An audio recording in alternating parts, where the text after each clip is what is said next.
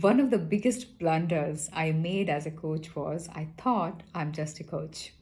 Yes, when I became a coach, I thought that my job, my service, my purpose was all about becoming a better and better coach and coach my clients.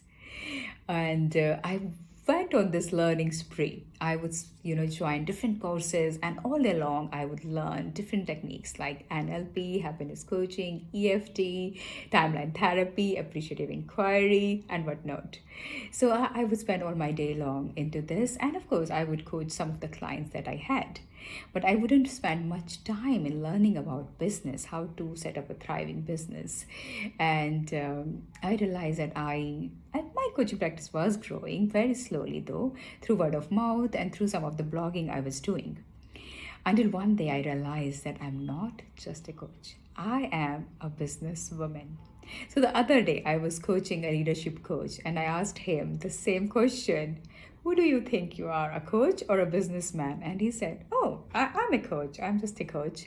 And I asked him, And what about your business hours? And he was quite surprised by this question because he said, Oh, that's the joy of being a coach. When I was working in my corporate job, I had these fixed hours and it was such a grind. But as a coach, I have all the freedom.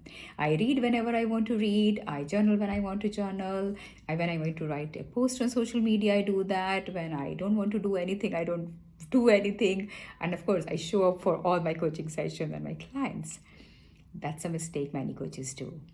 And I told him that if you do not treat your coaching business like any other business you would do, how are you going to thrive? Think about it.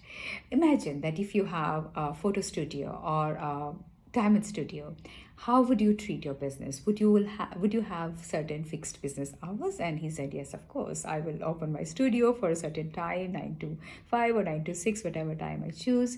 And of course, I would show up every day there. Exactly the same way you have to show up for your coaching business.